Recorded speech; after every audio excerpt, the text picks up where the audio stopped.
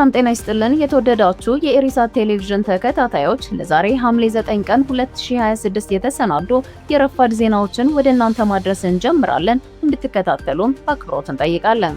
በቅድሚያም አርዕስተ ዜናው። ከማንኛውም የፖለቲካ ተሳትፎ ራሴን አግልያለሁ ሲሉ ዶክተር ደሳለኝ ጫኔ ተናገሩ።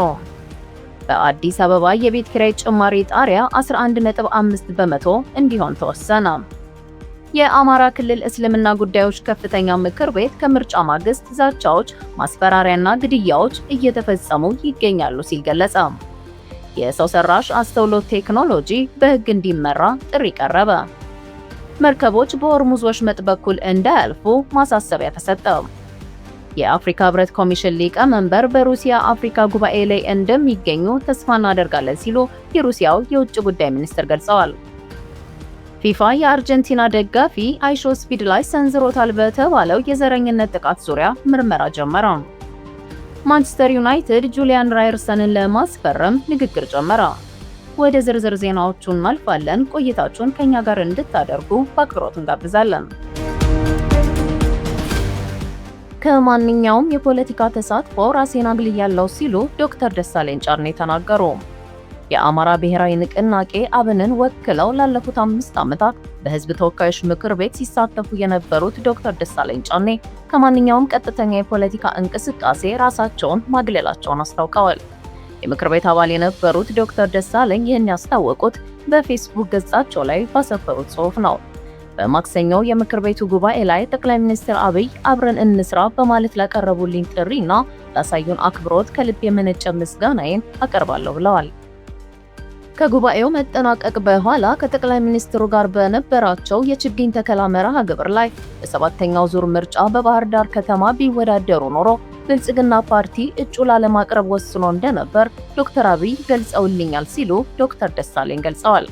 ይሁን እንጂ ላለፉት 10 ዓመታት የህዝብን አደራ ለመወጣት ጥረት ማድረጋቸውን በመግለጽ አሁን የያዙት እቅድ ወደ ግሉ ዘርፍ ውስጥ መግባትና ለቤተሰቦቼ በቂ ጊዜና ትኩረት መስጠት ነው ሲሉ አሳውቀዋል። አክለውም ለጊዜው በማንኛውም የፖለቲካ ፓርቲ ውስጥ በአባልነትም ሆነ በደጋፊነት የማልሳተፍ መሆኑን በይፋ አሳውቃለሁ ማለታቸውን ተመልክተናል። ዶክተር ደሳለኝ ከምክር ቤት አባልነታቸው ከወጡ የደህንነት ዋስትና በባሰ መልኩ ስለማይኖራቸው ከፖለቲካው ገለል ለማለት እንደመረጡ የተለያዩ ፖለቲከኞች ይገልጻሉ። በአዲስ አበባ የቤት ኪራይ ጭማሪ ጣሪያ 11.5 በመቶ እንዲሆን ተወሰነ። ከዚህ ቀደም በወጣው የቤት ኪራይ ቁጥጥር አዋጅ መሰረት ለ2019 በጀት ዓመት የሚተገበረው ፍትሃዊ የቤት ኪራይ ዓመታዊ ጭማሪ ጣሪያ 11.5 በመቶ ሆኖ መጽደቁን የቤቶች ልማትና አስተዳደር ቢሮ አስታወቀው። ይህንን ተከትሎ በመላው ከተማዋ የሚገኙ የግል መኖሪያ ቤቶች የአከራይ ተከራይ አዲስ የውል እድሳት ምዝገባ ከትናንት ሐምሌ 8 ቀን 2026 ጀምሮ በሁሉም ክፍለ ከተማ ቤቶች አስተዳደር ጽሕፈት ቤት በይፋ መተግበር ይጀምራል ተብሏል። ቢሮ እንዳመለከተው የዋጋ ማስተካከያ ውሳኔ በዘፈቀደ የተወሰነ ሳይሆን በከተማዋ ሰፊ ሳይንሳዊ ጥናት ተካሂዶ የነዋሪውን እውነተኛ የመክፈል አቅም ባገናዘበ መልኩ የተዘጋጀ ነው። አክሎም ይህ አሰራር በአንድ በኩል አከራዮች ወቅቱንና የኢኮኖሚ ሁኔታውን ያገናዘበ ፍትሃዊ ገቢ እንዲያገኙ የሚያረጋግጥ መሆኑን ጠቅሶ በሌላ በኩል ደግሞ ተከራዮች ከገቢያቸው ጋር የተመጣጠነ ኪራይ በመክፈል ከተደጋጋሚ መፈናቀልና ስነ ልቦና ስጋት ድነው የተረጋጋ ሕይወት እንዲመሩ ያደርጋል ብሏል። ውሳኔው በከተማዋ ያለውን የኑሮ ውድነት ጫና በከፍተኛ ደረጃ በመቀነስ ረገድ የጎላ ማህበራዊ፣ ኢኮኖሚያዊና መልካም አስተዳደር ፋይዳዎች እንዳሉት ቢሮ ገልጿል። ይህ ቢሆንም በአዲስ አበባ በብዙ ክፍለ ከተሞች የቤት ኪራይ ለአንድ ቤት ከ2000 እስከ 12000 ብር በመጨመሩ ምክንያት ብዙዎች ስቃይና መከራ ላይ እንደሚገኙ መረጃዎች ያመለክታሉ። በተለይ ኤርትራውያን ባሉበት የኮንዶሚኒየም ቤቶች ላለፉት 2 ወራት እጅግ በጣም የተጋነነ የቤት ኪራይ ጭማሪ በመጠየቃቸው ትልቅ ስቃይ ውስጥ እንደገቡ እማኞች ይገልጻሉ።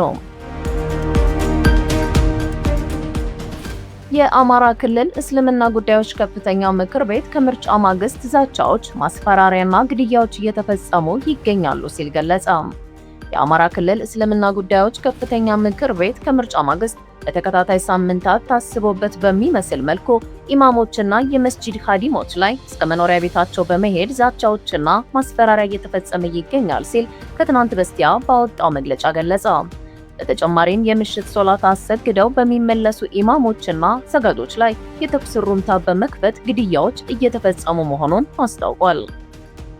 ምክር ቤቱ ይህን ያስታወቀው ከትናንት በስቲያ ሐምሌ 7 ቀን 2026 ለሁሉም ዞንና ከተማ አስተዳደር እስልምና ጉዳዮች ምክር ቤት ባስተላለፈው አቅጣጫ አዘል መልእክት ነው። የክልሉ ምክር ቤት በመልእክቱ የሃይማኖት አባቶቹንና መሪዎቹን በመግደል ህዝበ ሙስሊሙን የማበሳጨትና ከፍተኛ የስነ ልቦና ጫና ውስጥ መክተት ዓላማ ያደረገ ተግባር ነው፣ ህዝባችን ይህንን መረዳት ይገባዋል ብሏል። የክልሉ እስልምና ጉዳዮች ከፍተኛ ምክር ቤት የጉዳዩን አሳሳቢነትና አስደንጋጭነት በአግባቡ በመረዳት ከሚመለከተው ከፍተኛ የመንግስት አካላት ከዞንና ከወረዳ እስልምና ጉዳዮች ምክር ቤት አመራሮች ጋር እየተወያየ ጉዳዩን የማክሸፍና የመከላከል ተግባርን ለማከናወን እየሰራ እንደሚገኝ ገልጿል። ምክር ቤቱ የተፈጸሙ ያሉትን ተግባራት ለመከላከል ለኢማሞች በልዩ ሁኔታ ጥበቃ ማድረግ፣ በጋራ እንዲንቀሳቀሱ እንዲደረግና ከአካባቢው የመንግስት መዋቅር ጋር ትብብርና መረጃ መለዋወጥ እንዲኖር አሳስቧል። አክሎም ህዝበ ሙስሊሙ የምሽት ሶላቶችን ሰግደው ከጨረሱ በኋላ ወደ የሚሄዱበት አካባቢና ቦታ በጋራ እንዲንቀሳቀሱ መልእክቱን አስተላልፏል።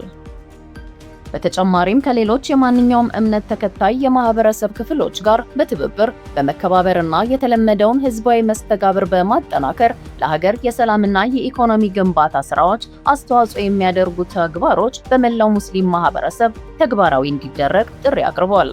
ምክር ቤቱ ቀደም ብሎ ሰኔ 28 ቀን ባወጣው መግለጫ በዳንግላ ከተማ በታላቁ ተውፊቅ መስጂድ በኢማምነት ለ15 ዓመታት ያገለገሉት ሼክ ሱፊያን አደን የኢሻ ሰላት አሰግደው ወደ ቤታቸው በር በመቃረብ ላይ ሳሉ በግፍ ተገድለዋል ሲል ማስታወቁ ይታወሳል።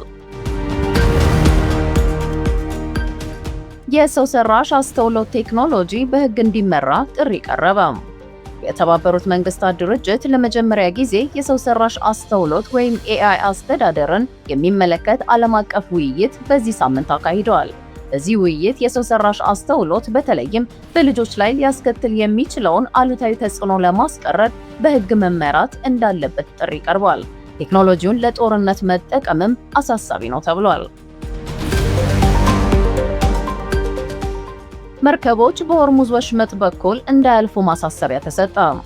ትራምፕ የተኩስ አቁም ስምምነት አብቅቷል ካሉ በኋላ መርከቦች በሆርሙዝ ወሽመጥ በኩል እንዳያልፉ ማሳሰቢያ መሰጠቱን የዜና አውታሮች ትናንት ሐምሌ 8 ያሰራጩት ዘገባ ያመለክታል። የተባበሩት መንግስታት ዓለም አቀፍ የባህር ትራንስፖርት ድርጅት ሁኔታውን ከገመገመ በኋላ በመርከቦች ላይ የተፈጸሙትን ጥቃቶች በማውገዝ የባህር ትራንስፖርት ኩባንያዎች መርከቦቻቸውን ወደ ሆርሙዝ ወሽመጥ እንዳይልኩ አሳሰበ። የማሳሰቢያ የተሰማው አሜሪካ በኢራን ላይ ጥቃት መፈጸሟን ተከትሎ ኢራን የአጸፋ እርምጃ ከወሰደች በኋላ ነው።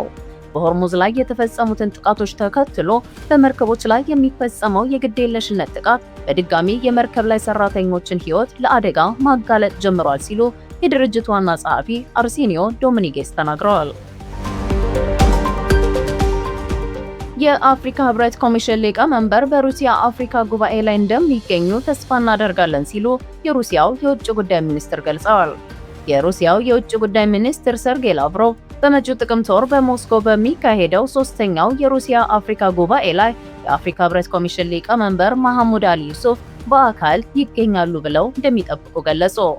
ላቭሮቭ ማክሰኞ ዕለት ከሊቀመንበሩ መሐሙድ አሊ ዩሱፍ ጋር ባደረጉት ስብሰባ ላይ በሶስተኛው ጉባኤ ላይ የአፍሪካ ህብረት ኮሚሽንን ወክለው በአካል እንደሚገኙ ተስፋ እናደርጋለን። የጉባኤው አጀንዳ በሩሲያና በአፍሪካ ህብረት መካከል ባሉ ቁልፍ የተጨባጭ ትብብር ጉዳዮች ላይ የሚያተኩር ይሆናል ብለዋል። የሩሲያው ከፍተኛ ዲፕሎማት ላቭሮቭ በቅርቡ በተካሄደው የአፍሪካ ህብረት ጉባኤ ላይ ከአህጉሪቱ የፖለቲካ ሉዓላዊነት ቀጥሎ የምጣኔ ሀብትና ኢነርጂ ነፃነትን በማረጋገጥ ዙሪያ መሐሙድ አሊ ዩሱፍ ያደረጉትን ንግግር ጠቅሰዋል። የሩሲያው ሚኒስትር ሲያብራሩም በዚህ ላይ በተፈጥሯዊና በማይቀር መልኩ የተቀረጹ ያሉ ሂደቶችን ስለምንደግፍ ሁልጊዜም ከአፍሪካ ህብረት ጋር አጋሮች እንሆናለን ሲሉ አጽንኦት ሰጥተዋል። የኮሚሽኑ ሊቀመንበር መሐሙድ አሊ ዩሱፍ በበኩላቸው ለላቭሮቭ ደማቅ አቀባበል ያደረጉላቸው ሲሆን ሩሲያ በአፍሪካ አህጉር ላይ ያላትን ጉልህ ሚና ገልጸዋል። ላቭሮቭ እና መሐሙድ አሊ ዩሱፍ ከልዑካን ቡድኖቻቸው ጋር ውይይት ከመጀመራቸው በፊት ለብቻቸው መምከራቸው ተገልጿል። ሶስተኛው የሩሲያ አፍሪካ ጉባኤ በጥቅምት 18 እና 19 በሞስኮ ከተማ ይካሄዳል። ፊፋ የአርጀንቲና ደጋፊ አይሾ ስፒድ ላይ ሰንዝሮታል በተባለው የዘረኝነት ጥቃት ዙሪያ ምርመራ ጀመረ። የዓለም እግር ኳስ የበላይ አስተዳዳሪ የሆነው ፊፋ ታዋቂው አሜሪካዊ የማህበራዊ ሚዲያ ተጽዕኖ ፈጣሪ አይሾ ስፒድ ላይ የአርጀንቲና ደጋፊ ሰንዝሮታል ስለተባለው የዘረኝነት ጥቃት ምርመራ መጀመሩን አስታወቀ። በሚሊዮኖች የሚቆጠሩ ተከታዮች ያሉት አሜሪካዊ የማህበራዊ ሚዲያ ተጽዕኖ ፈጣሪ ላይ የዘረኝነት ጥቃት ደርሶበታል የተባለው ባለፈው ሳምንት አርብ ሐምሌ 4 2026 በተካሄደው የአርጀንቲናና የኬፕ ቨርዴ ጨዋታ ወቅት ነው። በዩቲዩብ 57 ሚሊዮን እንዲሁም በቲክቶክ ላይ 53 ሚሊዮን ተከታዮች ያሉት አይሾ ስፒድ አሜሪካ ውስጥ እየተካሄዱ ያሉ የዓለም ዋንጫ ግጥሚያዎችን በቀጥታ እያስተላለፈ ይገኛል። ማንቸስተር ዩናይትድ ጁሊያን ራየርሰንን ለማስፈረም ንግግር ጀመረ። የክረምቱን የዝውውር መስኮት በስፋት ለመጠቀም ያቀደው ማንቸስተር ዩናይትድ በዓለም ዋንጫው ላይ ድንቅ ብቃቱን እያሳየ የሚገኘውን የቦሩሲያ ዶርትሙንድ የክንፍ ተከላካይ ጁሊያን ራየርሰንን ለማስፈረም ንግግር መጀመሩ ተሰምቷል። የጀርመኑ ክለብ ተጫዋቹን ማቆየት ቢፈልግም እስከ 30 ሚሊዮን ዩሮ መክፈል የሚችል ክለብ ከተገኘ ተጫዋቹን ለመልቀቅ ፈቃደኛ መሆኑን የጀርመኑ ባይልድ ጋዜጣ ዘግቧል። የ28 ዓመቱ ኖርዌያዊ ኮከብ ባለፈው የውድድር ዘመን ለዶርትሙንድ በርካታ ለግብ የሚሆኑ ኳሶችን አመቻችቶ ማቀበል የቻለ ሲሆን ፈጣንና በአንድ ለአንድ ግንኙነቶች ላይ ጠንካራ መሆኑ ለፕሪሚየር ሊጉ ፍጹም ተስማሚ ተጫዋች እንደሚያደርገው ተገልጿል። ዩናይትድ ወደ ቻምፒየንስ ሊግ መመለሱን ተከትሎ ጠንካራ ስብስብ ይዞ መገኘትን ይፈልጋል።